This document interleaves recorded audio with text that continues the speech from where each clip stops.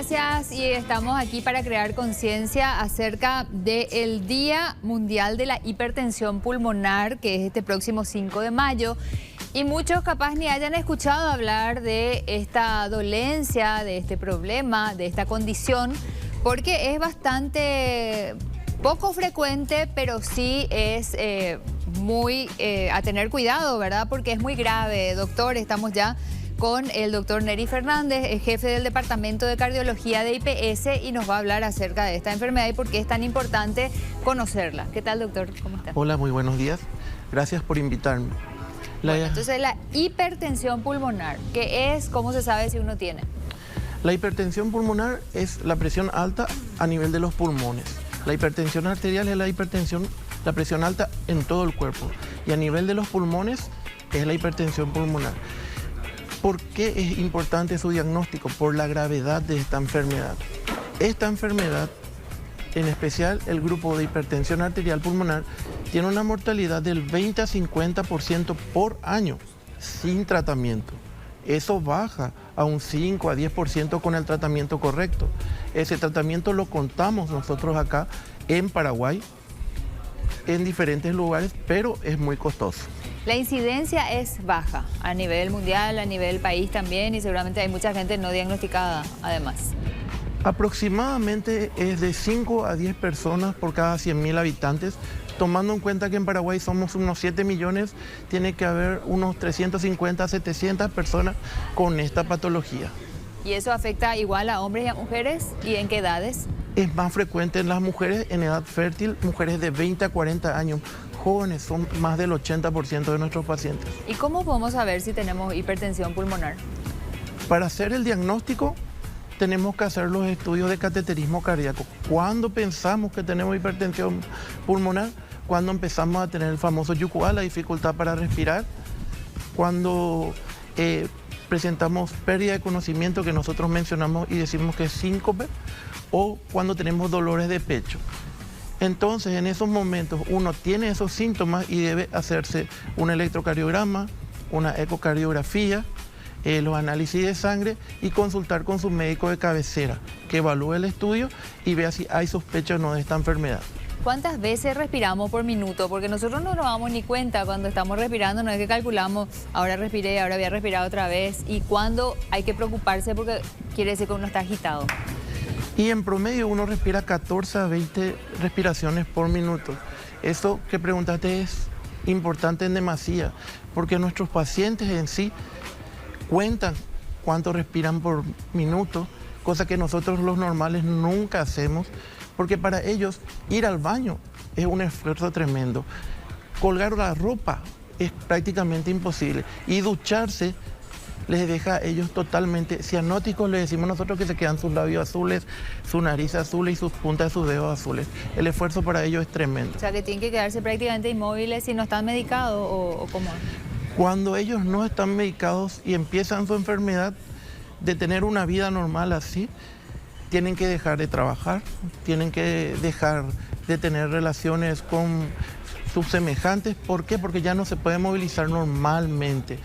Incluso algunos pacientes tienen tendencia a suicidarse. Por eso es muy importante el apoyo psicológico a este tipo de pacientes para que acepten su enfermedad y que sepan que tenemos tratamiento a nivel país para mejorar y tratar esta patología. ¿Y cómo se trata, doctor? Hay una serie de medicamentos. Primero hay que hacer el diagnóstico mediante el cateterismo cardíaco y hacer un test que se llama test de vasorreactividad, en el cual se determina si es vasorreactivo, tiene mejor pronóstico. Si no es vasorreactivo, tiene un pronóstico un poco más difícil de tratamiento. Pero cuando tiene test de vasorreactividad positivo, usamos remedios como las drogas, voy a decir porque no puedo decir marca, diltiazem, amlodipina u otras drogas en altas dosis, más medicamentos específicos que hay en Paraguay ahora.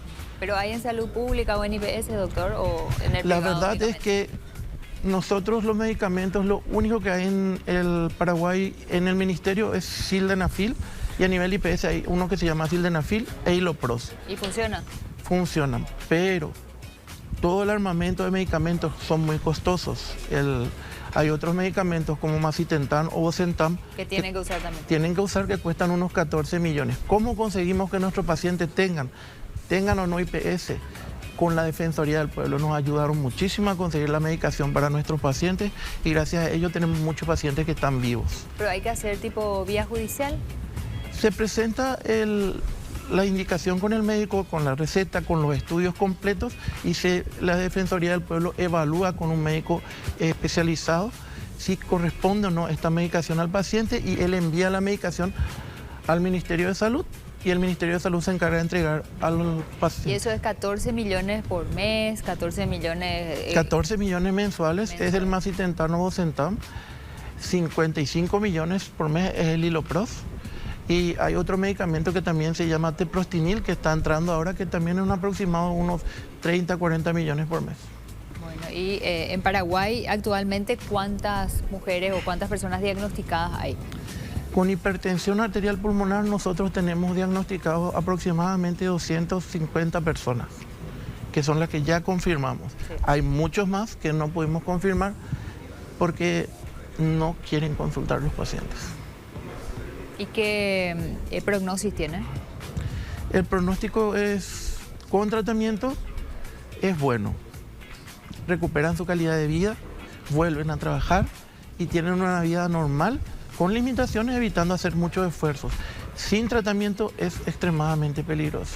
Lo que más nos duele a nosotros los médicos es ver, por ejemplo, a una mujer joven que quiere embarazarse. Nosotros tenemos que decirle: te podés embarazar, pero el riesgo es de una mortalidad aproximada del 50% tuya o de tu bebé que está en tu panza. Es muy riesgoso. Pero a las que se embarazaron las tratamos y tuvimos muy buena respuesta hasta ahora. ¿Y es hereditario? Hay patologías hereditarias entre los pacientes con hipertensión arterial pulmonar, genéticas con un gen que se llama BMPR2, es el más frecuente, y hay como 80 genes que heredan la hipertensión arterial pulmonar. En otros casos es sobreagregado otras patologías. Bueno, y qué importante esto que está haciendo usted de acercarse aquí hasta Telefuturo, hasta Vive la Vida, para crear conciencia acerca de esto, ¿verdad? Porque no es muy conocida esta enfermedad y a través de este Día Mundial de la Hipertensión Arterial, que es el 5 de mayo, justamente lo que se quiere es crear conciencia porque es una enfermedad muy grave, pero que afortunadamente hay tratamiento. Es muy costoso, pero se puede acceder a los remedios. Hipertensión pulmonar. Sí, sí. La hipertensión pulmonar tiene un logo actualmente que dice: ponte en mi lugar. Tú respiras, yo respiro. Es muy importante que se pongan en el lugar de estos pacientes. Ellos, para respirar es un esfuerzo. Nosotros ni tomamos en cuenta eso. Nosotros respiramos normalmente. El 5 de mayo hacemos una charla abierta al público en el Hospital Central del IPS, en el 8º piso, organizada por la Sociedad Paraguaya de Neumología y varias sociedades afines. Bueno, muchísimas gracias al doctor por acompañarnos hoy, doctor Neri Fernández, jefe del Departamento de Cardiología de IPS.